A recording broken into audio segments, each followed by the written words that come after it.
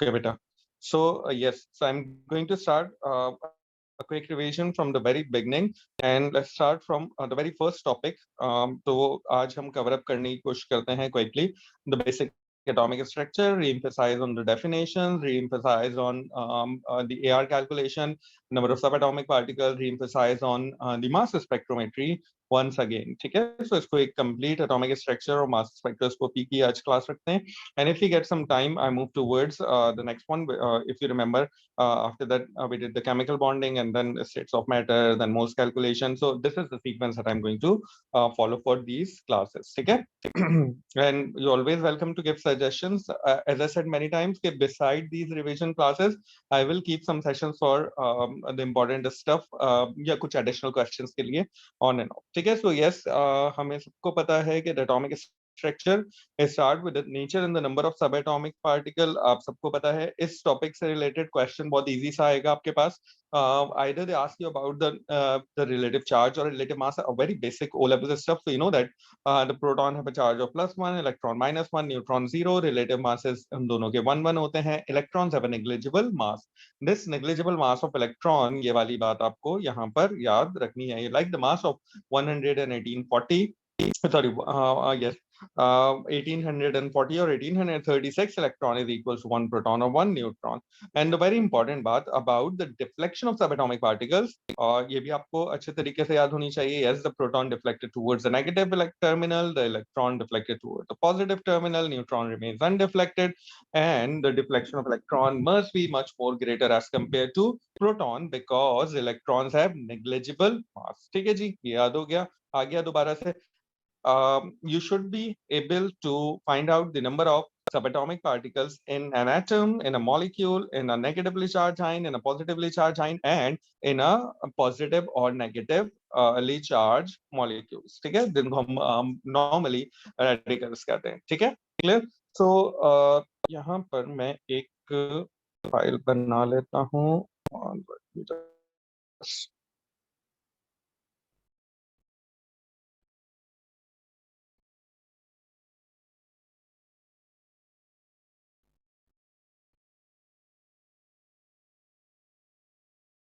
देखो भाई, सीधी सी बात है.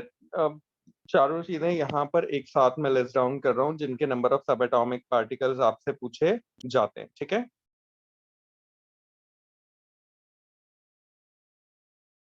Okay. Let's talk with the sodium, proton number 11, calcium, proton number 20 with a charge of 2 plus, oxygen, proton number 8, ठीक है, with a charge of 2 minus, NH3, NH4 positive, ठीक है, और O2 minus, सॉरी ये तो हो गया था ना, NH3 positive, ठीक है, OH negative, ठीक है, clear. And the last one is basically a chlorine free radical with a proton number 17. ठीक है, proton number 11 neutral molecule, so it must contain 11 electron. Electronic 11 electrons, sorry. It must contain 11 electron, proton number 23, 40, 16, and इनका भी हम बाद में लिख लेंगे. ठीक है, so 11 electron, 11 proton, and 12 neutron. सही है, 23 minus 11. Now in this one you have proton which is 20, you have neutron 40 minus 20, 20, and you have electron 20 होने चाहिए थे, but because of this +2 charge आपने 2 electron कम कर दिए, so it contain how many electron? 18 electron. ठीक है, in a similar way proton number oxygen का 8 है, तो 8 आपके पास जो है वो प्रोटॉन्स आ गए. ठीक है, न्यूट्रॉन भी 16, 8 हो गए आपके पास, एंड इलेक्ट्रॉन्स 8 होने चाहिए थे, बट बिकॉज ऑफ -2 चार्ज आपने 2 इलेक्ट्रॉन ऐड कर दिए, तो all together it contain 10 electron. ठीक है, in the case of ammonia you have 1 nitrogen and you have 3 hydrogen. तो मैंने आपको सजेस्ट ये किया है कि आप इनको अलग अलग करके लिख लीजिए. ठीक है, so 7, 8, 9, 10 प्रोटॉन्स हो गए 10, न्यूट्रॉन हो गए 7 because hydrogen do not have any neutron present. In a similar way आपके पास इलेक्ट्रॉन सेम होंगे as compare to proton, as same as proton because this is a neutral molecule. ठीक है, याद रहे कि a neutral molecule have the same number of protons and electrons. A positively charged ion have more proton as compared to electron. A negatively charged ion have more electron as compared to proton. ठीक है, NH4 positive again just write them separately. देखो separately ना भी लिखें तो ये solve हो जाएगा आराम से, लेकिन I suggest to write them like this in exam ताकि आपको इसकी काउंटिंग में कोई भी एरर के चांसेस ना हो। ठीक है, न्यूट्रॉन 7 ही रहेंगे और इलेक्ट्रॉन्स आपके पास 7, 8, 9, 10, 11 होने चाहिए थे। बिकॉज ऑफ +1 चार्ज आप एक इलेक्ट्रॉन कम लिख देंगे। ठीक है, ऑक्सीजन 8, 16, हाइड्रोजन 1, 1, सो OH नेगेटिव है तो प्रोटॉन हो जाएंगे 8 + 1, 9, न्यूट्रॉन हो जाएंगे 8 + 0 which is 8 और इलेक्ट्रॉन हो जाएंगे आपके पास 8 + 1, 9 and because of -1 चार्ज आप एक इलेक्ट्रॉन ऐड करेंगे। ठीक है, in a chlorine free radical,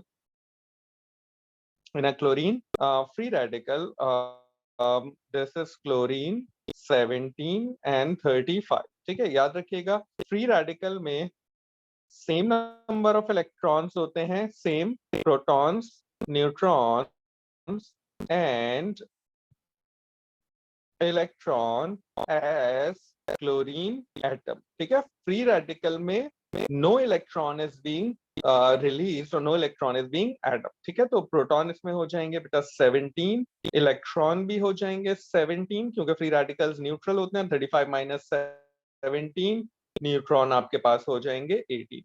इस लिस्ट में ऑलमोस्ट वो सारे टाइप के लाइक पार्टिकल्स कवर अप हो रहे हैं जिनसे रिलेटेड क्वेश्चन पूछा जाता है। It could be a neutral atom, molecule, it could be a positively charge ion, negatively charge ion और it could be a free radical. ठीक है, तो ये क्वेश्चंस आपसे इसी तरह से पूछे जाएंगे। Now number of subatomic particles के बाद ये सारी चीजें यहां से यहां तक ऑलमोस्ट कवर अप हो गई। The basic definition of isotope, please make sure that you know the definition of isotope because जब एग्जाम में कोई एक सिंपल सा क्वेश्चन बनाना होता है उन्हें एटॉमिक स्ट्रक्चर से, so they do ask about the definition of isotope, but unfortunately if you didn't pay attention to these smaller stuff तो फिर वो आप definition अच्छे तरीके से नहीं लिख पाएंगे। हाँ, definition में it might be possible that there is a check or there is a certain condition what is an isotope। ठीक है, एक तो सिंपल सी बात पूछ लेगा आइसोटोप क्या होता है, ना आप लिखेंगे atoms of the same element with the same proton number but different nucleon number। आप लिखेंगे atoms of the same element having the same number of protons and electrons but different number of neutrons। ठीक है, तो I suggest कि जो second वाली definition है atom of the same element having the same number of proton and electron but different neutron, आप यही definition याद कर लें अच्छे तरीके से और आप यही डेफिनेशन लिख कर आइएगा क्योंकि या तो पूछेगा व्हाट इज एन आइसोटोप या पूछेगा define isotope in terms of subatomic particle. हाँ, न्यूक्लियन नंबर, प्रोटॉन नंबर पूछ रहा है तो फिर आपको ऊपर वाली लिखनी पड़ेगी। As you know that all the chemical properties of an atom depends on the number of outermost electron। chemical reactions और chemical properties number of outermost electron पे depend करती हैं। ठीक है, clear? So if you have the isotope that have the same number of electron, they should have the same chemical properties। वो आपसे पूछेगा write a similarity and a difference in the properties of an isotope, तो आप लिखेंगे all isotope have the same chemical property। उसका reason क्या लिखोगे, उसके लिखोगे because they have the same number of protons और same number of outermost electron. ठीक है, clear? Now they have a different physical properties because physical properties depends on the mass और the nucleon number। ठीक है, जितना ज्यादा मास होगा उतनी ज्यादा आपके पास इंटरमॉलिक्यूलर फोर्सेस होंगी और उतना ज्यादा आपके पास बॉइलिंग पॉइंट और मेल्टिंग पॉइंट होगा।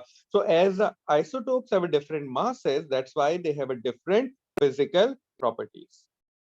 ठीक है, तो केमिकल प्रॉपर्टीज सेम होती हैं, फिजिकल प्रॉपर्टीज डिफरेंट होती हैं क्योंकि फिजिकल प्रॉपर्टीज न्यूक्लियन नंबर या मास पे डिपेंड करती है और chemical properties number of outermost electron पे डिपेंड करती हैं। ठीक है, क्लियर? अब वो इसी में आइसोटोप से रिलेटेड भी number of subatomic particles पूछ सकता है। जैसे one of the most common isotope of hydrogen is deuterium. तो वो आपसे पूछ सकता है कि ड्यूट्रियम ड्यूट्रियम और हाइड्रोजन में डिफरेंस आपको पता होना चाहिए. They both have the same number of proton and electron because they are isotope, but hydrogen में there is no neutron present. ठीक है, ड्यूट्रियम में एक न्यूट्रॉन भी होता है जिसकी वजह से उसका मास डिफरेंट हो जाता है. तो H2O की जगह it could be D2O as well, which is an isotope of hydrogen used in a water formation. तो प्रोटॉन 10 हो जाएंगे, न्यूट्रॉन 10 हो जाएंगे और इलेक्ट्रॉन 10 हो जाएंगे. ठीक है, clear. So make sure that you know how to find out the number of subatomic particles in whenever they are using any isotope. जैसे OD नेगेटिव है, अब आपको D टर्म का समझ में आना चाहिए कि D hydrogen 1 proton number 1 nucleon number नहीं होता, बल्कि डी होता है आपके पास H12 यहाँ जो लिखा हुआ है. ठीक है, तो इसमें सिर्फ ये डिफरेंस होगा. इसी डिफरेंस की बेसिस पे आप number of subatomic particle यहाँ पर कैलकुलेट करेंगे. ठीक है, how to find out the AR mass spectroscopy से रिलेटेड क्वेश्चन है, बहुत सिंपल सा, कि आपको डिफरेंट ओ लेवल्स का स्टैंडर्ड का क्वेश्चन है कि you are provided with the percentage abundance of different isotope either in a graphical form. ठीक है, या फिर टेबुलेटेड फॉर्म में परसेंटेजेस गिवन होंगी, आपको उन परसेंटेजेस की बेसिस पे कैलकुलेट करने होंगे नंबर ऑफ, कैलकुलेट करना होगा रिलेटिव एवरेज रिलेटिव एटॉमिक मास. ठीक है, क्लियर. जैसा कि आपको यहाँ पर है क्लोरीन के, you have two isotopes, chlorine 35 which is 75%, 25% 3:1 में है. ये तो बहुत सिंपल सी एग्जांपल है. आपने क्या किया, 35 को 75 से मल्टीप्लाई किया plus 37 multiply by 25 divide by 100 किया, आपके पास AR आ गया 35.5. इसी तरह से it might be possible that the ratio of abundance is given. If the ratio of abundance is given तो आप डिवाइडेड बाय टोटल रेशियो करेंगे. मोस्ट कॉमन एरर जो मॉक एग्जाम में मुझे नजर आया वो ये कि आपने 35.5 multiply by 3 plus 37 multiply by 1 divided by 100 कर दिया. नहीं भाई, डिवाइडेड बाय टोटल रेशियो होगा यहाँ पर. ठीक है, तो answer is 35.5 in both cases as bromine is there. So आप ये देख रहे हैं कि in this question the mass spectrum of the lithium shown, उन्होंने बता दिया कि भाई आइसोटोप 6 वाला जो है वो 7.42% है, आइसोटोप 7 वाला जो है वो 92.58% है. तो आपने डिवाइडेड बाय 100 कर दिया, 6 मल्टीप्लाई किया 7.42 से. ठीक है, आपने 7 मल्टीप्लाई किया 92.58 से, डिवाइड बाय 100 किया, तो आपके पास AR आ गया 6.93. 6.93 is option D. Make sure that you check के टोटल परसेंटेज 100 हो रही है या नहीं. और या तो क्वेश्चन इस तरह गिवन होगा, देखें यहाँ पर रिलेटिव अबंडेंसेस गिवन है. आइसोटोप जो मास नंबर 10 वाला है, दैट्स बेसिकली, ये देख रहे हैं आप, ये 10 वाला जो है ये बेसिकली कितना आ रहा है आपके पास, ये 1% आ रहा है. जो 11 वाला है दैट्स बेसिकली 4 टाइम्स. ठीक है, तो आपने क्या किया, 10 into 1 plus 11 into 4 divided by total which is 5. Clear. In a similar way this is the case. आप इसमें एक की पॉइंट जो मैंने यहाँ पे मेंशन किया हुआ है बेटा बहुत क्लियरली क्वेश्चन नंबर 3 में, वो आप ये देखिए कि आइसोटोप 93 है बस जीरो रिलेटिव अबंडेंस. तो जरूरी नहीं है कि सारे AR वाले आइसोटोप प्रेजेंट हो. तो 90 वाला फ्रॉम द ग्राफ इट्स 50%, 91 वाला 10%, 92 वाला 20%, 94 वाला 20%. सो this is the solution. AR आपने इनको मल्टीप्लाई किया, डिवाइड बाय 100 किया, आपके पास 91.30 आंसर आ गया. ठीक है, क्लियर. अच्छा, यहाँ पर एक दफा एक क्वेश्चन कुछ इस तरह भी पूछा गया है. ठीक है, तो let me just ask you, sorry wait. ठीक है, अच्छा, गिवन क्या होगा आपको, गिवन क्वेश्चन में आपको बेटा गिवन होगा AR गिवन होगा, जैसे क्लोरीन का 35.5 दैट्स गिवन. ठीक है, क्लियर. और वो आपसे पूछेगा कि chlorine has two isotopes, chlorine 35 and chlorine 37, ये दो आइसोटोप्स हैं. और क्वेश्चन होगा find the percentage of both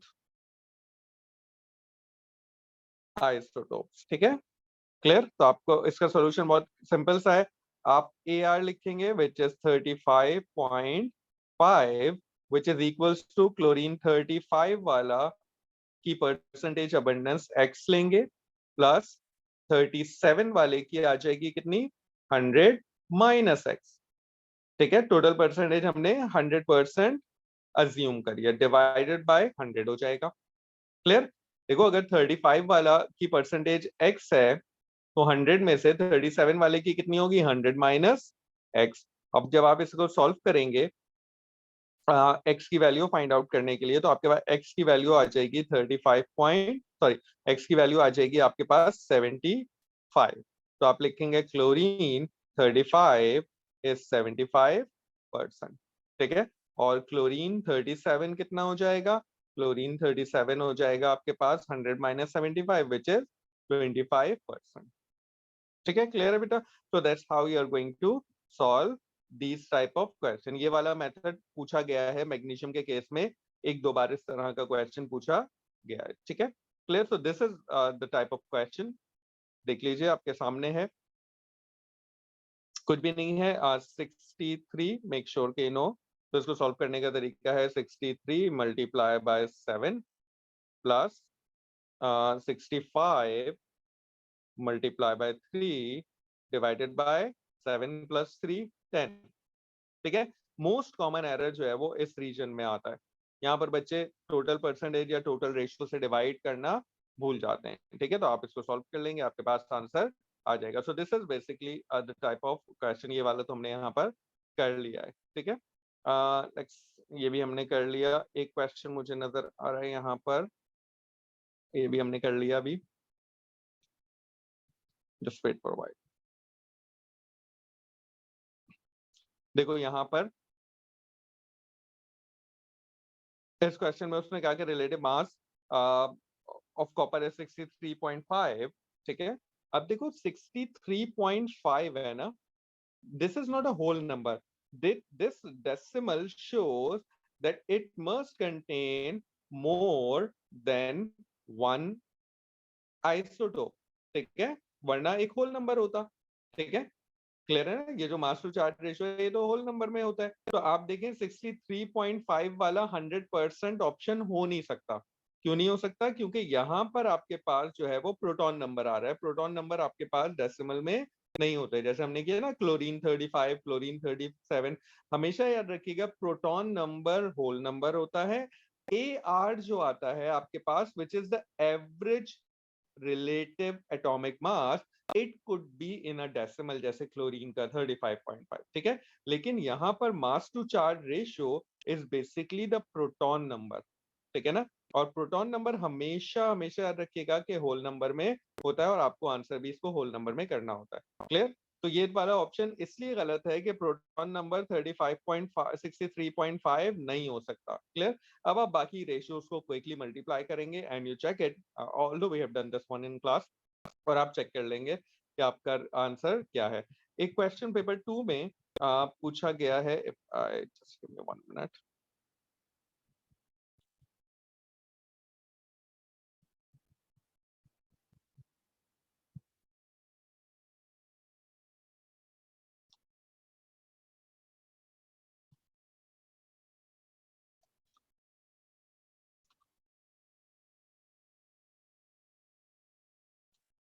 ये तो सिंपल सा है, आप कर लेंगे इसको आराम से।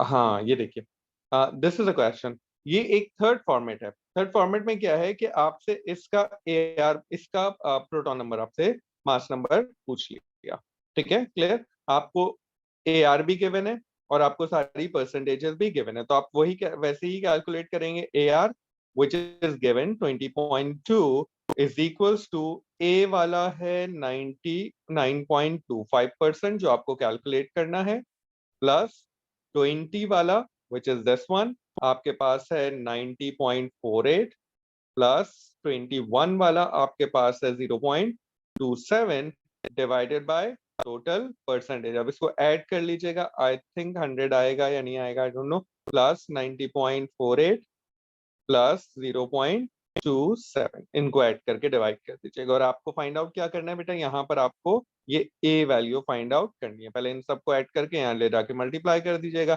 इन सबको इसको सॉल्व कर लीजिएगा और फिर एंड में डिवाइडेड बाय 9.25 कर दीजिएगा, ठीक है। तो आप देखें, या तो A गिवन होता कि भाई यहाँ पर एक आइसोटोप है विच इज 22 और उसकी परसेंटेज जो है वो आपको फाइंड आउट करनी है, ठीक है। तो आप इसकी जगह x लगाते, बाकी सारी वैल्यूज आपको गिवन है। जो भी अननोन वेरिएबल होगा इस पर्टिकुलर फॉर्मूले में आप उसकी जगह पर x लगाएंगे और अपने इक्वेशन को सॉल्व करके उस x की वैल्यू को फाइंड आउट कर लेंगे। ठीक है, clear? I hope the point is clear. मुझे ये क्वेश्चन ही आपको दिखाना था। ठीक है, क्लियर? आगे चलते हैं बेटा, और इसी इसी एटॉमिक स्ट्रक्चर में जो चीज अब आपको दोबारा से एक बार फिर एम्फसाइज करनी है, मास स्पेक्ट्रोमेट्री की सारी डिटेल की डेफिनेशन, सॉरी ये पिक्चर, ये आपको सिर्फ हमने समझाने के लिए, बेसिक कॉन्सेप्ट समझाने के लिए की थी कि बेसिकली आपको मास स्पेक्ट्रोस्कोपी में सारी चीजें पता हो। I will come back to mass spectroscopy back again. You should know how to write down the electronic configuration. ये बहुत कॉमन है भाई, क्यों गलतियां करते हो I don't know, but electronic configuration का सीक्वेंस लोअर एनर्जी ऑर्बिटल से हायर एनर्जी ऑर्बिटल में, ये सारी चीजें आपको अच्छे तरीके से याद होनी चाहिए, अच्छे तरीके से आपको रिवाइज करनी है। ठीक है, 2n स्क्वायर फॉर्मूला होता है to find out the number of electron in any shell. ठीक है, क्लियर? शेल में सही है, थर्ड शेल है, तो 3 का square 9, 9 to the 18 electron maximum आ सकते हैं आपके पास सेल में। अब आपको सीक्वेंस तो याद है, 1s 2s 2p 3s 3p 4s 3d। 4s fills before 3d because the energy of 4s is less than 3d। ठीक है ना, ये बात याद है ना? 4s 3d से पहले फिल होता है, इसी तरह से 5s 4d से पहले फिल होता है, यानी s ऑर्बिटल को अगले शेल के प्रीवियस शेल के डी ऑर्बिटल से पहले फिल करना है आपको। क्लियर? ये याद है? Now you can easily right down the electronic configuration. Stability में आपको हमने यहाँ जिक्र किया था कि as completely filled subshell is more stable than the half filled, and half filled is more stable than partially filled। ये बात कहाँ अप्लाई होगी? The electronic configuration of copper and chromium में। ये दो केसेस हैं जो आपको अच्छे तरीके से याद रखने हैं। ठीक है, वैसे तो आप इलेक्ट्रॉनिक कॉन्फ़िगरेशन लिखनी आनी चाहिए, सीक्वेंस आनी चाहिए, बहुत बेसिक एटॉमिक स्ट्रक्चर है, इसमें आपको कोई प्रॉब्लम नहीं होगी। लेकिन अगर इलेक्ट्रॉनिक कॉन्फ़िगरेशन एटम के बजाय इलेक्ट्रॉनिक कॉन्फ़िगरेशन किसी ट्रांजिशन मेटल की पूछी जा रही है, तो आपको ये बात याद रखना है कि आयरन, जैसे मैं एक आपको लिख के दिखा देता हूँ जस्ट इन केस आपको कोई कंफ्यूजन हो। ठीक है, let's suppose they ask you about the electronic configuration of iron. ठीक है, they ask about the electronic configuration of iron, proton number 26। तो आपने 1s2 2s2 2p6 3s2 3p6 and then you have to fill 4s2 and then 3d6। ठीक है, 26 electron हो गए। अच्छा, इस रीजन में ये बात याद रखिएगा कि यू कैन और they can write it like 3d6 4s2। देखो, उन्होंने सिर्फ लिखा 4s को बाद में है, फिर उन्होंने 4s पहले ही किया, तो चाहे आप 3d से पहले लिखें चाहे बाद में लिखें, आपको फिल पहले ही करना है। ठीक है, 4s fills before 3d।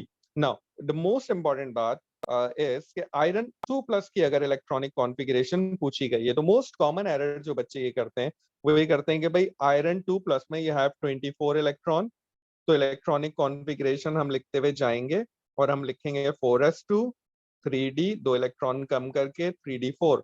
This is a totally wrong electronic configuration.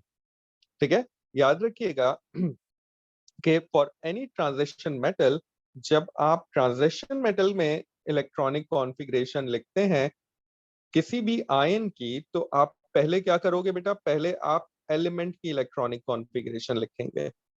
ठीक है, अब आयरन 3+ बनाना है तो आप रिमूव करेंगे इलेक्ट्रॉन जितने भी करने हैं 4s से पहले। तो 4s से after removing 2 electron, electronic configuration क्या बचेगी बेटा? 3d6। और आपकी क्या आ रही थी पहले? 3d4 और 4s2। That's why it is wrong. सही है, दोबारा सुनिए।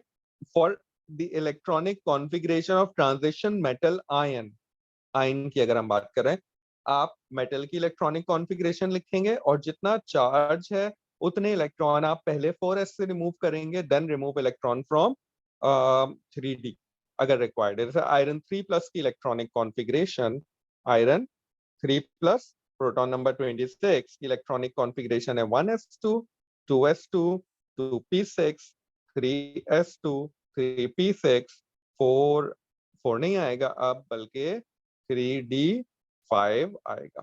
ठीक है, क्लियर? इसी तरह से in terms of stability of subshell, अगर हम क्रोमियम की बात करें, प्रोटॉन नंबर 24, ये दो एक्सेप्शनल केसेस हैं बेटा।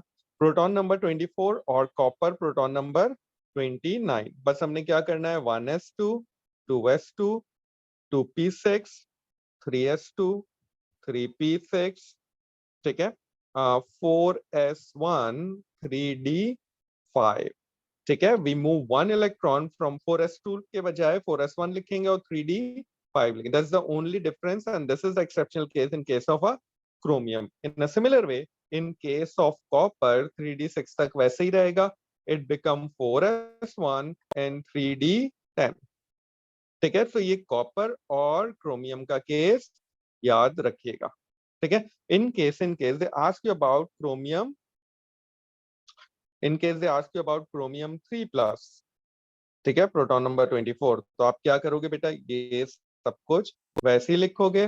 4s में से एक इलेक्ट्रॉन जाएगा और 2 इलेक्ट्रॉन जाएंगे 3d में, इसकी बात हो रही है ना क्रोमियम की। तो 4s में से एक इलेक्ट्रॉन चला गया, लेकिन आपको 3 इलेक्ट्रॉन रिमूव करने हैं, तो 3d3 इसकी इलेक्ट्रॉनिक कॉन्फ़िगरेशन होगी क्रोमियम 3+ की। आपने क्रोमियम की इलेक्ट्रॉनिक कॉन्फ़िगरेशन लिखी 4s1 3d5 तक, फिर आपने 3 इलेक्ट्रॉन रिमूव किए, पहले 4s से इलेक्ट्रॉन रिमूव किए ताकि 4th शेल कंप्लीटली रिमूव हो जाए, और फिर उसके बाद डी से इलेक्ट्रॉन रिमूव किए। In similar way they ask you about copper 2+, proton number 29, तो आपने सेम लिखना है। अब 2+ के लिए पहले 4s से एक इलेक्ट्रॉन चला गया, फिर 2 इलेक्ट्रॉन रिमूव करने, 3d से भी एक जाएगा, तो ये बचेगा 3d9, ठीक है। ये इलेक्ट्रॉनिक कॉन्फ़िगरेशन के वो सबसे ज्यादा मोस्ट प्रॉब्लमेटिक पार्ट है जहां पर आप लोग इशू क्रिएट करते हैं, ठीक है। तो आई होप ये चीजें आपको याद होंगी। मैं दोबारा से सिर्फ रीएम्फसाइज करवा रहा हूँ, और ये नहीं सोचेगा कि आपको आता है या नहीं आता, सुनने का हमेशा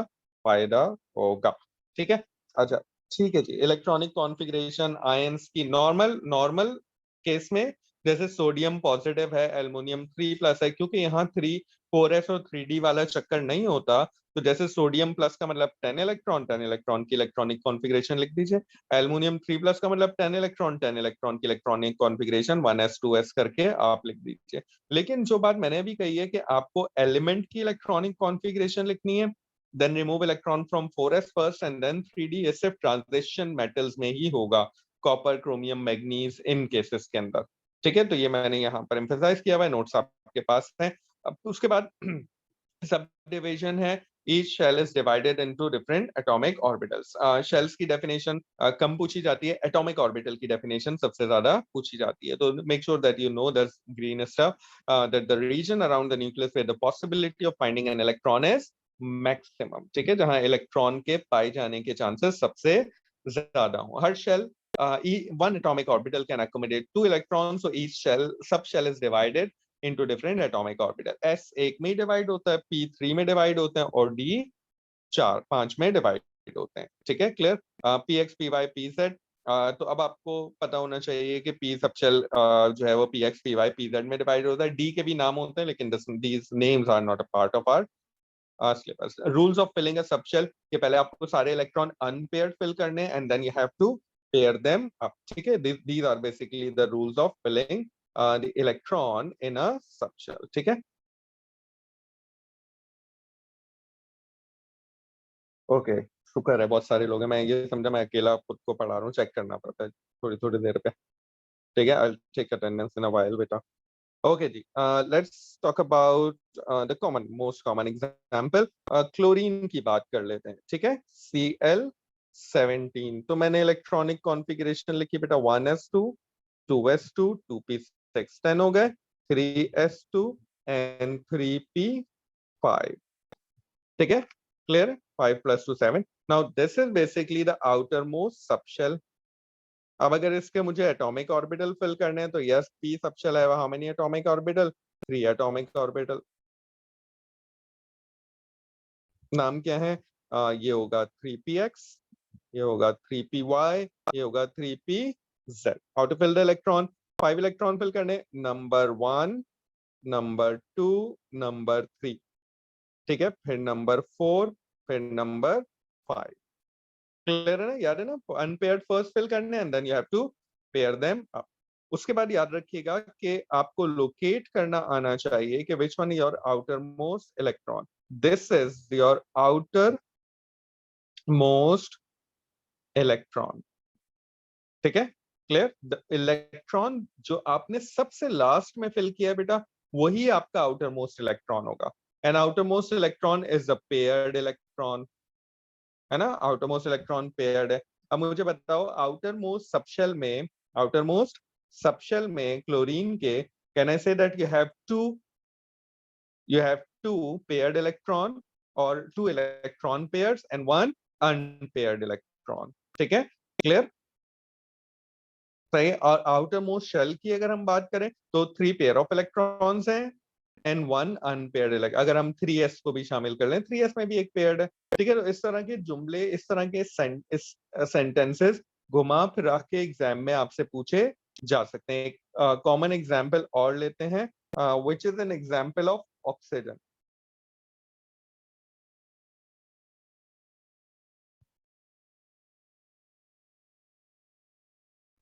ठीक है, oxygen proton number 8, electronic configuration 1s2 2s2 2p, कितने हो जाएंगे जनाब? 4।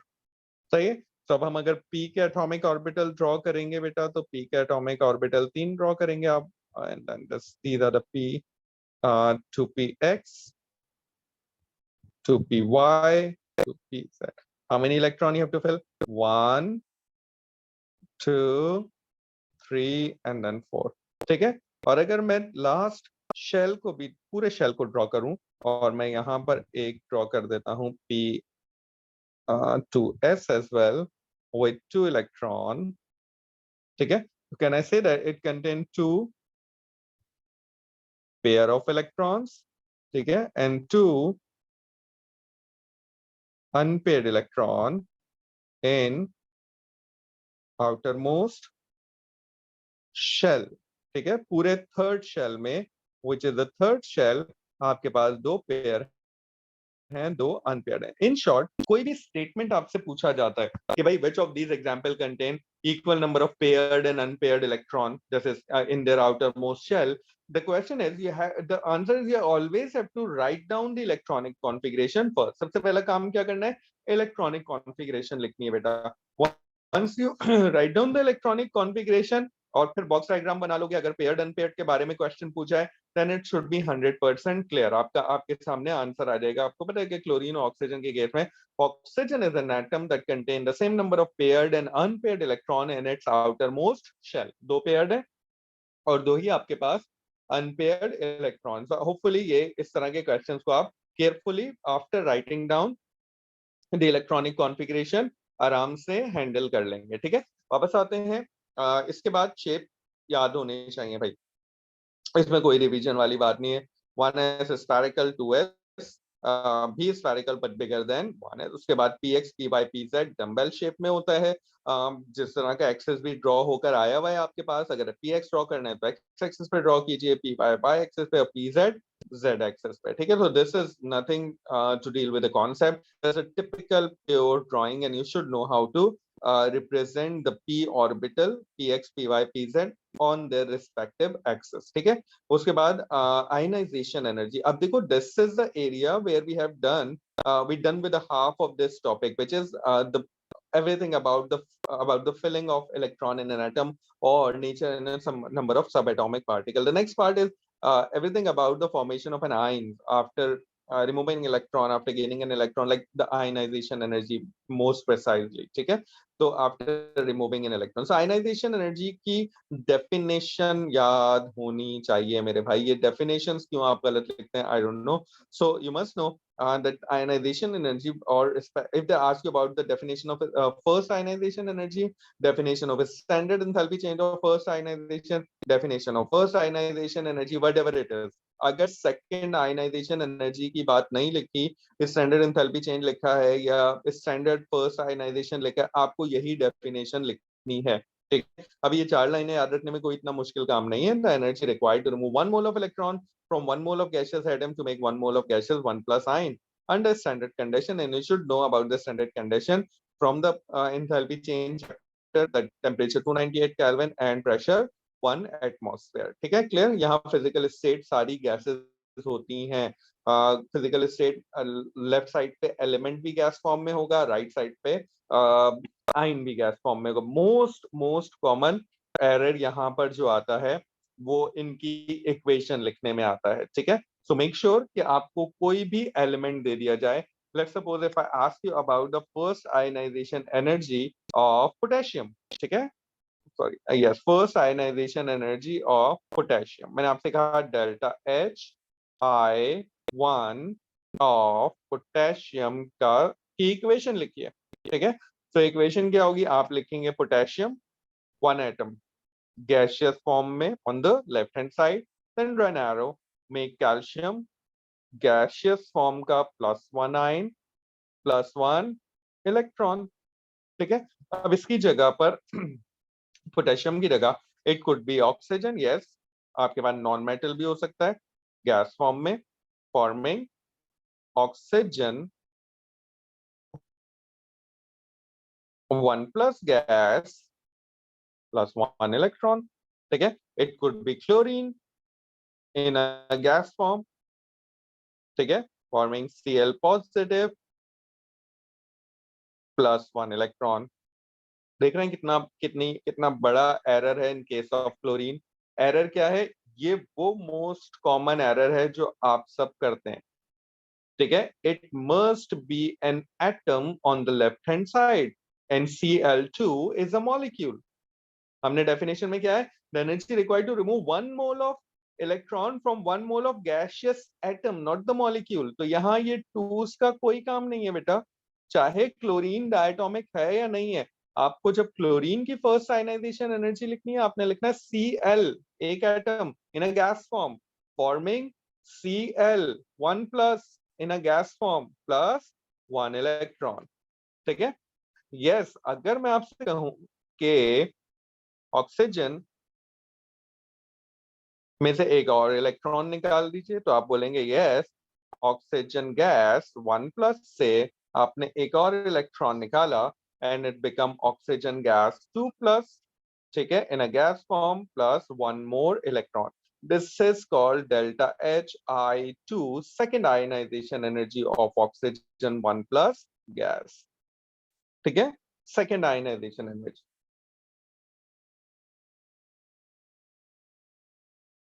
क्लियर?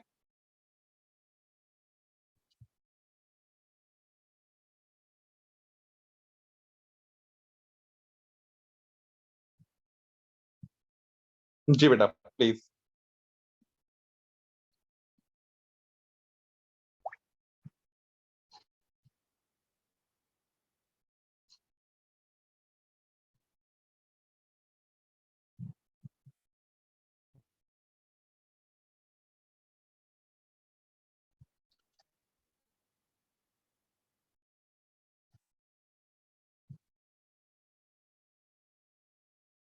ठीक है, चले ये, अब अगर वो आपसे बोलता, अगर वो आपको एक इक्वेशन देता है, ठीक है, oxygen in a gas form forming oxygen 2+ gas +2 electron.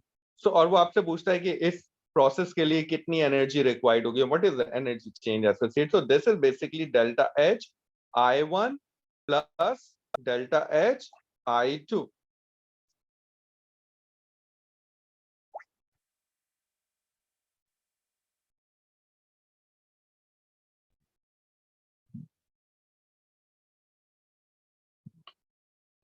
ठीक है। So this is basically delta H I1 plus delta H I2।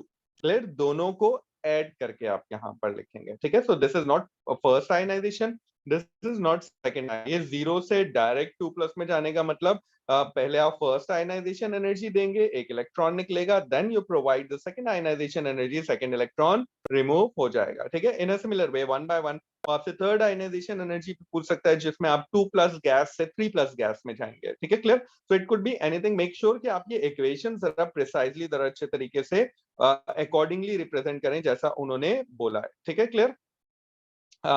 Let's move further ahead. Definition याद होनी चाहिए इन शॉर्ट, आयनाइजेशन एनर्जी की, फर्स्ट आयनाइजेशन की energy की, second ionization energy की definition भी याद होनी चाहिए। The energy required to remove 1 mole of electron from 1 mole of gaseous 1+ ion, जैसे मैग्नीशियम के एग्जांपल में है, to make 1 mole of gaseous 2+ ion, ठीक है। 1 प्लस से 2 प्लस में जाने के लिए जो एनर्जी रिक्वायर्ड होगी that's called the second ionization है, और 2 प्लस से 3 प्लस के लिए third ionization energy value. The ionization energy value increases after the removal of every electron. Reason पूछेगा आपसे तो रीजन बोलेंगे because after the removal of every electron there are more proton as compared to electrons, so force of attraction of the protons on the remaining electron increases। यानी जब आप एक electron remove कर देते हैं, it become +1, तो उसके पास ज्यादा प्रोटॉन आ जाते हैं, होते हैं, और कम इलेक्ट्रॉन होते हैं, ठीक है, जिसकी वजह से फोर्स ऑफ अट्रैक्शन बढ़ जाती है। उसको प्रिसाइजली आपको एक्सप्लेन करना आना चाहिए। Successive ionization energy 1 by 1 removal के लिए जो चाहिए। सक्सेसिव आयनाइजेशन एनर्जी की डेफिनेशन तो आज तक नहीं पूछी। हाँ, फर्स्ट आयनाइजेशन एनर्जी की डेफिनेशन पूछ सकते हैं। माइट बी पॉसिबल कि सेकंड आयनाइजेशन एनर्जी की डेफिनेशन या इक्वेशन आपसे पूछी जा सकती है। फिर उसके बाद हम क्विकली रिवाइज करेंगे the factors that affecting the ionization energy value.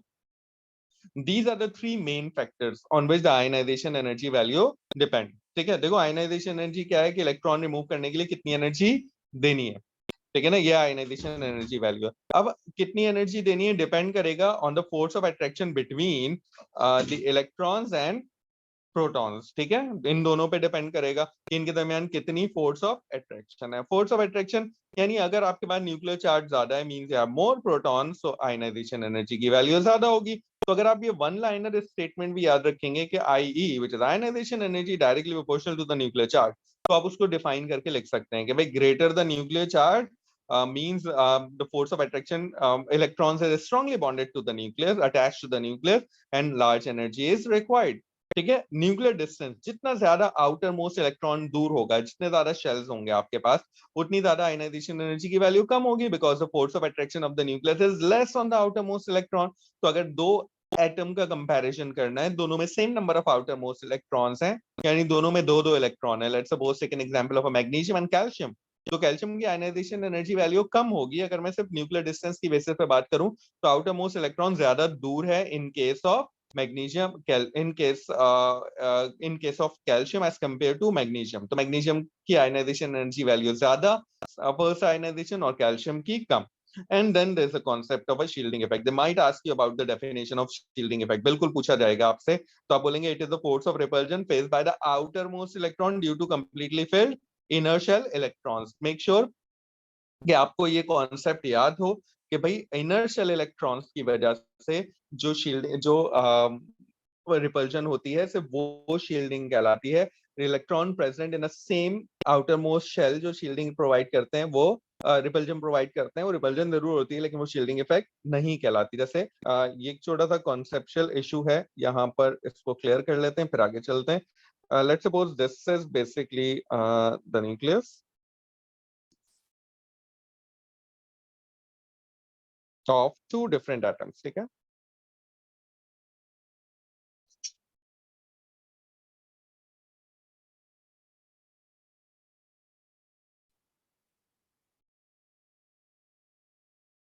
ठीक है बेटा, both have the same number of outermost electron, दोनों में outermost electron सेम है, लेकिन इसमें inner shell electron कितने हैं, सॉरी made a mistake।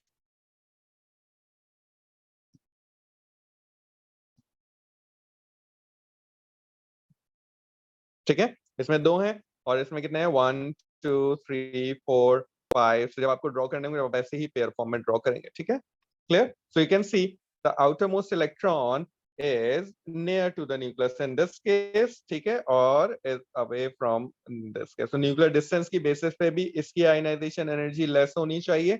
और दूसरी बात, दोनों में सेम नंबर ऑफ इलेक्ट्रॉन है लेकिन इनर शेल डिफरेंट होने की वजह से शील्डिंग इफेक्ट डिफरेंट है। अब अगर एक डिफरेंस ये आता है कि इसमें आपके पास जो है वो 3 इलेक्ट्रॉन या 4 इलेक्ट्रॉन होते हैं आउटर मोस्ट शेल में, उसमें 2 इलेक्ट्रॉन है, ठीक है। अगेन इन दोनों में फर्क क्या होगा, इन दोनों में फर्क ये होगा कि इन दोनों में शील्डिंग का डिफरेंस आएगा, यानी इनर शेल इलेक्ट्रॉन चेंज होने से ही शील्डिंग चेंज होती है, शील्डिंग इफेक्ट चेंज होता है। The electron present in the outermost shell does provide repulsion but it is not called the shielding effect। जब आपको precisely shielding effect एक्सप्लेन करना होगा तो इसमें shielding effect 2 inner shells की वजह से आ रहा होगा, ठीक है, और इसमें shielding effect सिर्फ 1 inner shell की वजह से आ रहा होगा। ठीक है, क्लियर? तो शील्डिंग इफेक्ट के कॉन्सेप्ट को बहुत प्रिसाइजली आपको याद होना चाहिए। हाँ, सम टाइम कभी हमारे पास कंप्लीटली फिल्ड सबशेल आ जाता है तो हम उसके लिए भी शील्डिंग इफेक्ट की टर्म यूज कर लेते हैं कि भाई इसका सबशेल जो है वो कंप्लीटली फिल्ड है, तो इसमें जो है वो शील्डिंग इफेक्ट ज्यादा ज्यादा होगा, उसमें शील्डिंग इफेक्ट कम होगा। लेकिन मेनली शील्डिंग इफेक्ट का जो कॉन्सेप्ट है वो कंप्लीटली फिल्ड इनर्शियल इलेक्ट्रॉन्स की वजह से होता है। ठीक है, तो शील्डिंग इफेक्ट की वजह से आयनाइजेशन एनर्जी की वैल्यू कम हो जाती है। ठीक है, अब ट्रेंड, भाई ये ट्रेंड कोई इतने मुश्किल काम नहीं है। डाउन द ग्रुप अगर आपको याद हो, नए शेल ऐड होते हैं तो न्यूक्लियर डिस्टेंस शील्डिंग इफेक्ट बढ़ता है, और वो दोनों बढ़ने की वजह से न्यूक्लियर चार्ज कैंसिल आउट हो जाता है, तो आयनाइजेशन एनर्जी की वैल्यू कम होती है, डिक्रीज होती है। ये स्टेटमेंट बहुत प्रिसाइजली और हर साल पूछा जाता है, मॉक में, मिड्स में, हर जगह पूछा गया, मेजॉरिटी ने गलत लिखा। आई डोंट नो, मतलब ये बहुत इरिटेटिंग होता है अगर कि आप एक चीज पहले दिन से एम्फसाइज कर रहे हैं कि बेटा ट्रेंड एंड डेफिनेशन आपको अच्छे तरीके से याद होना चाहिए। वही ट्रेंड और डेफिनेशन आप गलत लिखते हैं तो फिर थोड़ा सा जो है वो गुस्सा आता है। तो this is basically the perfect aligning to explain the trend down the group। अच्छा, वो ट्रेंड ऐसे भी पूछ सकता है कि भाई आप बताइए कि going down the group ionisation energy में क्या फर्क आता है, ये आंसर लिखोगे।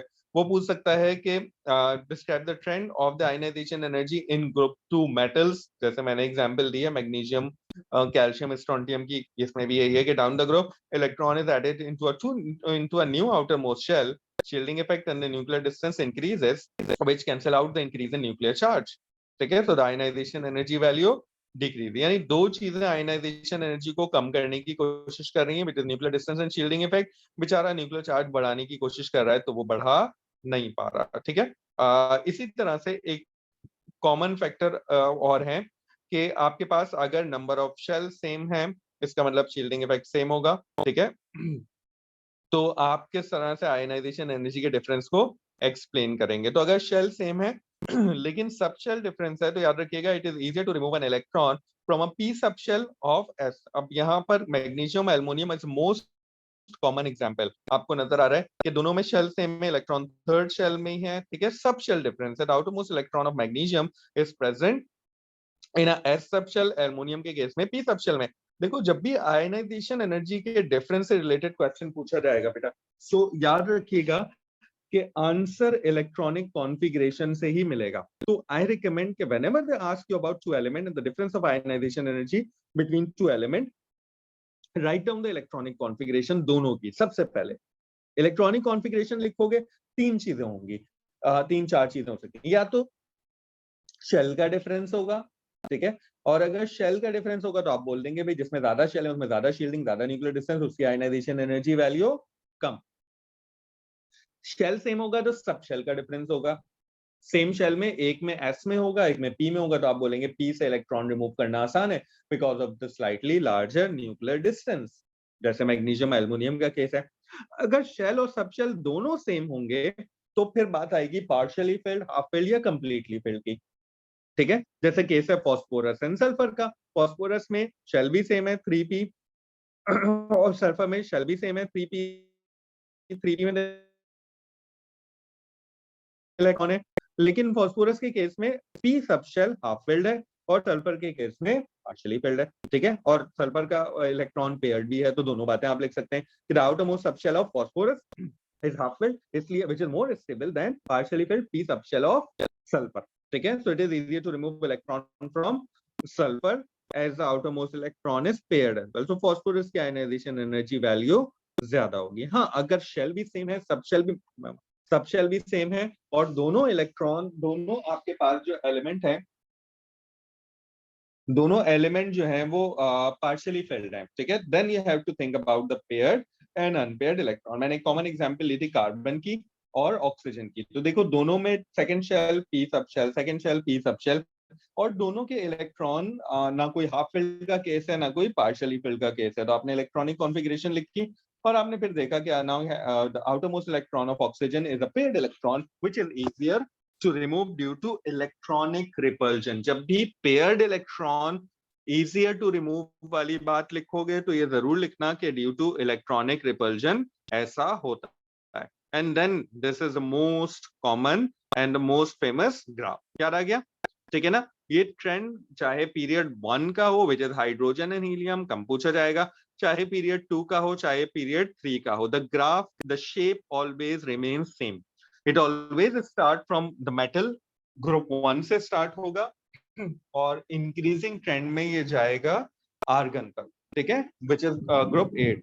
There is always exceptional case between group 2 and group 3, इन दोनों के दरमियान एक एक्सेप्शनल केस होता है हमेशा। ठीक है, और ग्रुप 5 और ग्रुप 6 यानी फॉस्फोरस एंड सल्फर में। ठीक है, 2 और 3 में और 5 और 6 में हमेशा एक्सेप्शनल केस आपके पास आएगा। ठीक है, और ये एक्सेप्शनल केस वैसे ही एक्सप्लेन होगा जैसे मैंने अभी आपको बताया, यानी ग्रुप 2 और ग्रुप 3 में डिफरेंस ऑफ सबशेल। आप बोलेंगे कि ग्रुप 3 एलिमेंट जैसे एल्युमिनियम है या बेरिलियम में बोरॉन, बोरॉन का केस है ग्रुप 2 में, पीरियड 2 में, तो आप लिखेंगे कि जो ग्रुप 3 का एलिमेंट है उसमें इलेक्ट्रॉन जो है वो p सबशेल में मौजूद है, which is easier to remove due to a larger electronic nuclear distance. ठीक है, क्लियर। और फिर फॉस्फोरस एंड सल्फर यानी ग्रुप 5 और ग्रुप 6 में हमेशा याद रखिएगा हाफ फिल्ड, पार्शियली फिल्ड और पेयर्ड अनपेयर्ड दोनों बातें आपको लिखनी होंगी। ठीक है, क्लियर। ये मैंने यहाँ पर बहुत क्लियरली एक्सप्लेन किया, you have all these notes. तो चाहे ग्रुप 2 ग्रुप में हमेशा याद रखिएगा in any period of periodic table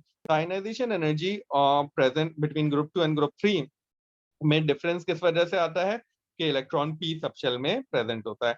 इन 5 और 6 वाले पीरियड में जो डिफरेंस आता है वो किस लिए आता है, वो पार्शियली फिल्ड, हाफ फिल्ड और पेयर्ड अनपेयर्ड की वजह से आता है हमेशा। सो this is the most common graph. यहाँ पर ये पीरियड 2 और पीरियड 3 दोनों एक साथ ड्रॉ हुए हुए हैं। तो आई होप ये नोट से आप इसको अच्छे तरीके से रिवाइज कर लेंगे। उसके बाद एक कॉन्सेप्ट आता है which is the concept of a big jump in the ionization energy value. You are provided with the data of ionization energy value either in a tabulated form, ठीक है, तो टेबल की फॉर्म में given होगा या graphical form में given होगा, and you have to identify the biggest difference between the two successive ionization energy value. जैसे अगर फिफ्थ और सिक्स आयनाइजेशन एनर्जी में बिगेस्ट डिफरेंस आ रहा है तो आउटर मोस्ट हो जाएंगे आपके पास। तो इसका मतलब there are 5 electron in the outermost shell and the element belong to the group 5 of the periodic table, क्योंकि after the removal of 5 electron the next electron is remove from the inner shell. और inner shell से electron remove होने का मतलब यह है कि shielding effect कम हो गया, न्यूक्लियर डिस्टेंस कम हो गया, जिसकी वजह से आयनाइजेशन एनर्जी वैल्यू में एक बिग जंप आपके पास आता है। ठीक है, तो largest difference between the ionization energy value, जैसे ये हमने कॉमन बहुत सिंपल सा क्वेश्चन किया था, and you can all easily, feedback मेरे पास ये है कि you can all easily identify the biggest difference between the ionization energy value. Big jump identify कर लोगे और फिर इनर इलेक्ट्रॉन, बिग जंप से पहले पहले जितने इलेक्ट्रॉन है वही इलेक्ट्रॉन आउटर मोस्ट शेल में होंगे और उतने ही उसके पास आउटर मोस्ट इलेक्ट्रॉन होंगे एटॉमिक स्ट्रक्चर में। नेक्स्ट जो मोस्ट इंपॉर्टेंट बात है वो है मास स्पेक्ट्रोस्कोपी। ठीक है ना, तो एटॉमिक स्ट्रक्चर में आयनाइजेशन एनर्जी के बाद हम कमिंग बैक टुवर्ड्स आइसोटोप्स का concept which is the mass spectroscopy. ये हमने, आपको याद होगा सेशन के एंड में दोबारा किया था मास स्पेक्ट्रोस्कोपी और डिटेल में लेकर गए थे, तो एक दफा अच्छे तरीके से इसको दोबारा देख लीजिए। I am expecting a question about the mass spectroscopy, एक अच्छा था। वजह यह है कि इससे रिलेटेड क्वेश्चन बनने के काफी चांसेस हैं। तो ये तो सिंपल सा स्टेप है, अभी हमने दोबारा रिवाइज किया है। How to find out the number of carbon atom, that's the most important part, as I said अभी हमने किया है, you have the recording as well. कि कार्बन के you have two isotopes of carbon, carbon 12 and carbon 13। Carbon 12 98.9% होता है, carbon 13 is 1.1%। यानी अगर आपके पास CH4 या एनी कार्बन, तो उसका एक मॉलिक्यूल ऐसा होगा जिसमें कार्बन 13 होगा, और कार्बन 13 का मतलब यह है कि उसका उसका MR नॉर्मल मॉलिक्यूल के MR से 1 यूनिट हायर होगा, है ना, क्योंकि कार्बन 12 के बजाय कार्बन 13 यूज करें तो हम उसे M+1 कहते हैं, यानी मॉलिक्यूल 1 यूनिट हायर। ठीक है, सो जैसे CH4 है, MR से मास टू चार्ज रेशियो CH4 का जो MR है which is mass to charge ratio है 16, लेकिन यही CH4 होगा विद कार्बन 13, तो आपके पास जो मास टू चार्ज रेशियो है वो 17 होगा, दैट्स कॉल्ड M+1। यानी अगर जब आप इसका मास स्पेक्ट्रम परफॉर्म करेंगे तो एक सिग्नल आपके पास आ रहा होगा मास टू चार्ज रेशियो 16 के ऊपर, जिसे हम मॉलिक्यूलर आयन कहेंगे, और there is one signal at mass to charge ratio 17। ठीक है, क्लियर, और उसको हम M+1 कहेंगे। Just hold on for a while. Hello, वालेकुम सलाम। यार वेट करो, मैं क्लास में हूँ, क्लास खत्म करके। ठीक है बेटा, सो this is m+1 which is mass to charge ratio 17. Clear? m+1 peak हमेशा सेकंड लास्ट पीक होती है। आपको समझ में आ जाएगा कि कंसेक्यूटिव इंक्रीज हो रहा है। If you do not have any halogen present, तो जो सेकंड लास्ट पीक होगी that's basically the m+1 peak. की पॉइंट ये है कि अगर आपको मैं एक टेबल देता हूं और उस टेबल में आपको मैं if I provide you with the mass spectrum, तो आप मास स्पेक्ट्रम को देख के आइडेंटिफाई कर सकेंगे which one is a m+1 peak। ठीक है, if there is no halogen present तो सेकंड लास्ट पीक जो होगी वो m+1 पीक होगी। उस पीक से आप क्या निकालेंगे? You can easily find out the percentage of m+1 peak and percentage of m peak. तो ये फॉर्मूला यूज होता है नंबर ऑफ कार्बन एटम निकालने के लिए। फिक्स है कि 100/1.1 करना है, multiply by abundance of m+1। Abundance का मतलब जो भी परसेंटेज या रिलेटिव अबंडेंस आपको टेबल में गिवन है या ग्राफ में गिवन है, उसको डिवाइड करेंगे abundance of m molecular ion peak से। जैसे कि ये एक पर्टिकुलर क्वेश्चन है, इसमें अब इशू नहीं होना चाहिए। क्वेश्चन इसी तरह एक्सपेक्ट कर रहा हूं मैं आपसे। उसने कहा mass spectrum shows the mass to charge value of m peak is 90, यानी मॉलिक्यूलर आयन पीक 90 पे आ रही है, which is the mass to charge ratio mr है। 90 is the mr। ठीक है, the ratio of the height of m and m+2 peak is 22.1 and 0.7। ratio of height का मतलब relative abundances are given. ठीक है, तो अब देखो m की अबंडेंस कितनी है 22.1 और m+1 की कितनी है 0.7। नंबर ऑफ कार्बन एटम निकालने का फॉर्मूला है 100 divided by 1.1 multiply by 0.7 divided by 22.1। Answer आया 2.8। नियरेस्ट होल नंबर पे राउंड ऑफ करेंगे, वही नंबर ऑफ कार्बन एटम आपके पास होगा। तो नंबर ऑफ कार्बन एटम आ गए 3। अब उसने कहा दिस इज द मॉलिक्यूल जिसमें सिर्फ आपके पास कार्बन, हाइड्रोजन और ऑक्सीजन है। ठीक है, कार्बन तो 3 आ गए, mr 90 है। अब 90 में से आप 3 कार्बन के मास को माइनस कर देंगे तो 50 बचेगा। अब 54 में आप कितने ऑक्सीजन और कितने हाइड्रोजन फिट इन कर सकते हैं? तो हमें पता चला कि 54 में मैक्सिमम मैं 3 ऑक्सीजन लगा सकता हूं, तो 6 बचेगा, तो 6 हाइड्रोजन होंगे। मेरे पास मॉलिक्यूलर फॉर्मूला आ गया। जो लास्ट वाला पार्ट है ये इंपॉर्टेंट है, मैं बार बार आपसे कह रहा हूँ कि I am expecting a mass spectrum question word for बिल्कुल इसी फॉर्मेट का एक क्वेश्चन मैं एक्सपेक्ट कर रहा हूँ। ये इजियर फॉर्मेट है, इजी है। नंबर ऑफ कार्बन और फिर एमआर गिवन होगा, उससे आपको मॉलिक्यूलर फॉर्मूला बनाना होगा। ठीक है, वो बता देगा कि कार्बन, हाइड्रोजन और ऑक्सीजन ओनली है। तो इस तरह के क्वेश्चन को सॉल्व करने की आपको आदत होनी चाहिए। उसके बाद अगर आपके पास हैलोजन है तो आपके पास एक m+2 पीक भी आ रही होगी, यानी आपका जो मास स्पेक्ट्रम है उसमें सिग्नल आ रहा होगा 16, 17, 18। तो आपको पता चल जाएगा भाई 16 तो m है, 17 m+1 है और 18 m+2 है। अब वो जो m+2 पीक आ रही है that's only because of the presence of halogen. वो सिर्फ किसकी वजह से आती है बेटा? वो सिर्फ हैलोजन की वजह से आती है, क्योंकि हैलोजन में हमेशा जो आइसोटोप होते हैं उनका मास 2 यूनिट हायर होता है। जैसे chlorine 35 and chlorine 37, bromine 79 and bromine 51, 1 unit higher. ठीक है, clear?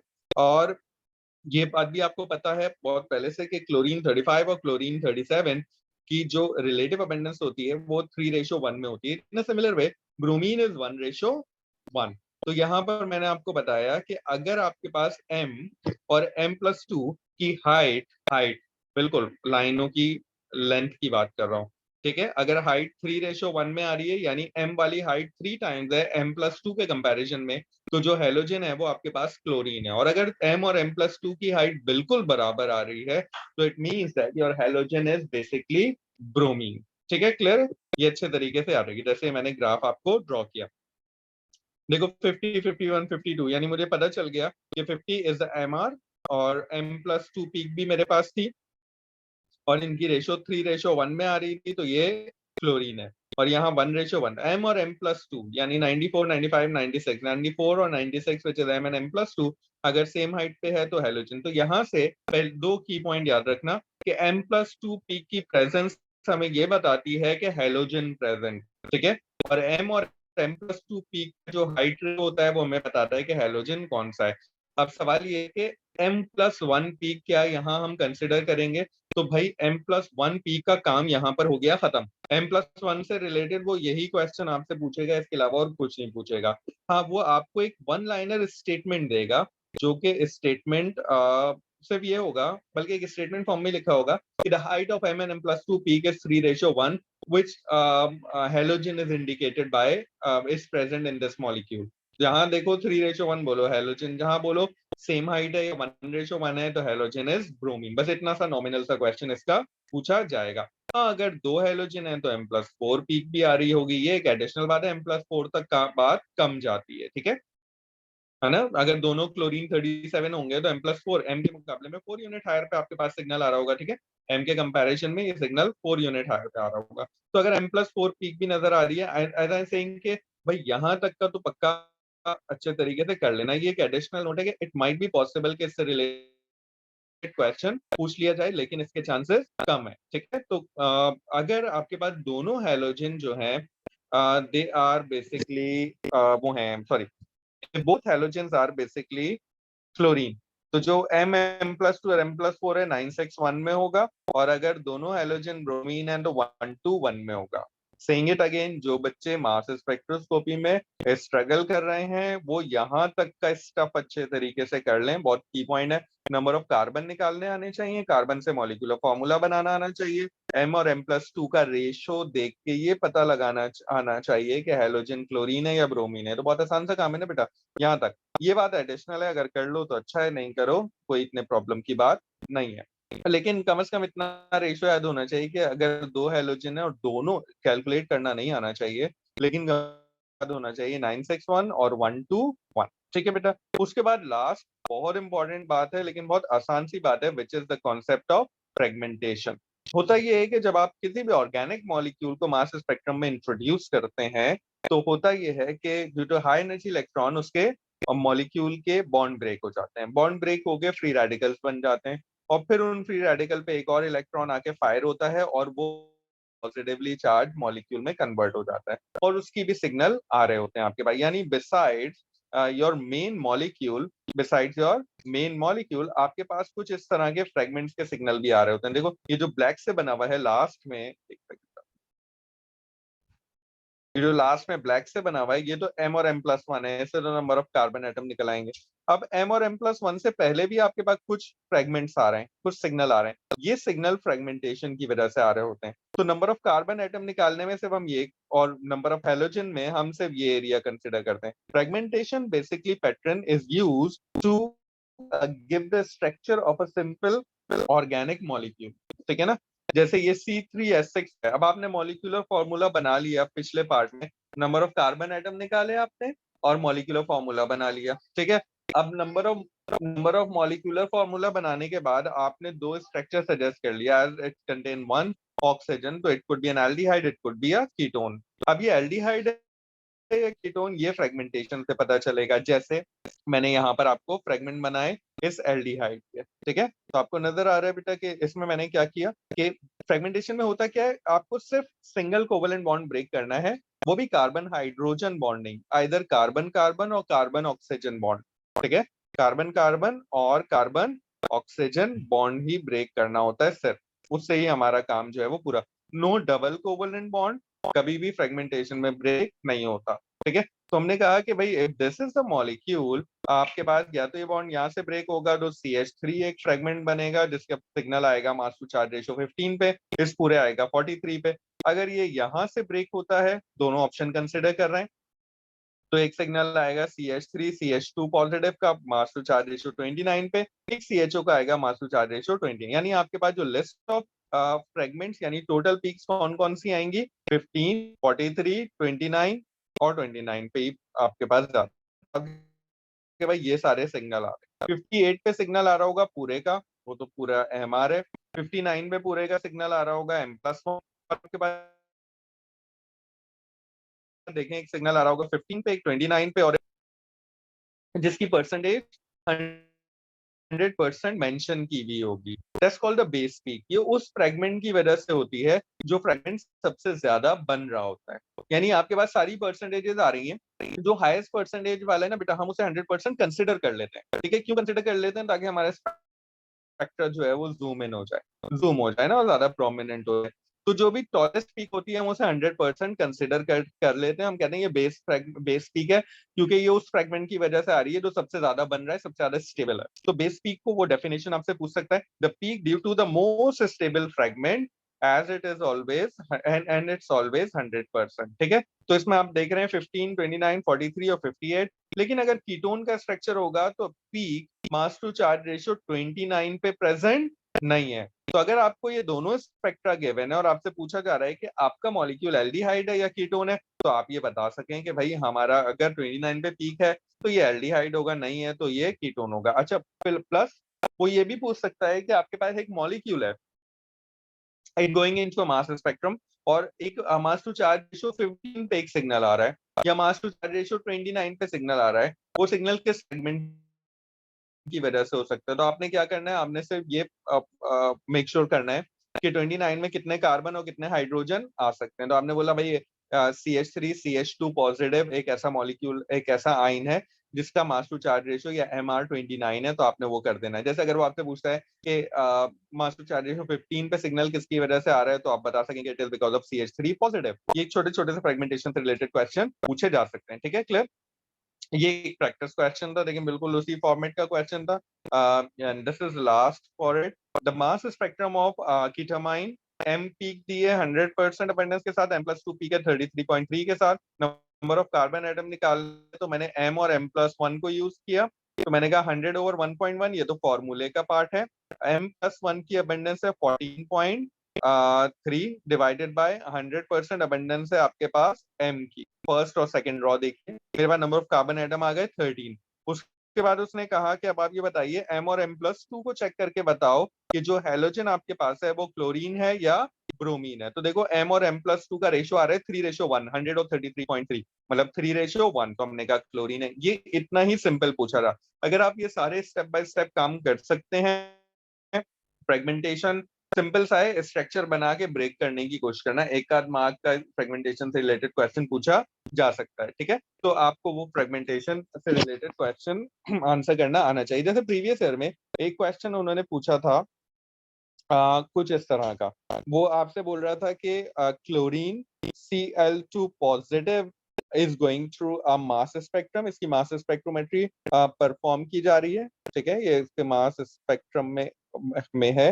How many different combination और different mass to charge ratio are possible for Cl2 positive, as chlorine has two isotope, chlorine 35 और chlorine 37। तो मैंने कहा भाई एक क्लोरीन का कॉम्बिनेशन बनाओ जिसमें दोनों क्लोरीन 35 रखो, है ना, ऐसे ही ना। एक क्लोरीन का कॉम्बिनेशन बनाओ जिसमें क्लोरीन 35 रखो, एक क्लोरीन 37 रखो, एंड दिस अनदर कॉम्बिनेशन जिसमें दोनों क्लोरीन 37 रखे। तो कितने Cl2 के मॉलिक्यूल आपके पास, फ्रेगमेंट आपके पास बन रहे हैं, Cl2 पॉजिटिव के आपके पास 3 कॉम्बिनेशन बन रहे हैं, दोनों क्लोरीन 35, दोनों क्लोरीन 37, एक 35, एक 37, ठीक है, क्लियर। ये बात याद रखिएगा, ये वाला कॉम्बिनेशन ट्वाइस बनेगा। क्यों? ये वाला 35 है तो ये वाला 37 हो जाए, वो वाला 35, इसकी रिलेटिव कॉम्बिनेशन नॉर्मली ट्वाइस होगी क्योंकि कॉम्बिनेशन 2 दफा पॉसिबल है, बाकी सारे एक एक दफा पॉसिबल है, ठीक है। तो these are basically the 3 ions possible for Cl2। हाँ, अगर वो Cl2 पॉजिटिव नहीं बोलता, ठीक है, बोल रहा है हाउ मेनी सिग्नल और how many signals at mass to charge ratio, different mass to charge ratios you are expecting. तो याद रखना कि अगर Cl2, अगर क्लोरीन मॉलिक्यूल या Cl2 पॉजिटिव नहीं लिखा, डायरेक्ट सिर्फ क्लोरीन की टर्म यूज करी है कि कितने सिग्नल आएंगे, तो एक एडिशनल सिग्नल आएगा Cl2 पॉजिटिव क्लोरीन 35 का, क्योंकि बॉन्ड भी तो ब्रेक होगा ना, और एक सिग्नल आएगा 37 का। तो ऑल टुगेदर अब कितने सिग्नल आ गए? 5। अगर ये बात कर रहा है all mass to charge ratio और फ्रॉम मास स्पेक्ट्रम, ठीक है, अगर सबकी बात कर रहा है। अगर क्लोरीन एट मॉलिक्यूल की टर्म लिख दी है तो मॉलिक्यूल में Cl और ये दोनों मॉलिक्यूल में ऐड नहीं होते, दोनों तो एटम है ना। तो अगर मॉलिक्यूल की टर्म लिख दी है तो आप 17 को मेंशन करेंगे, ठीक है जी। So this is all about atomic structure. थोड़ा सा लेंथी चैप्टर था इसलिए टाइम लगा, but I tried my best कि मैंने आपको एक अच्छा रिवीजन देने की कोशिश की है। So if you have any question you can ask related to atomic structure, anything else I can stay a few more minutes and see you in next class with another revision of another topic.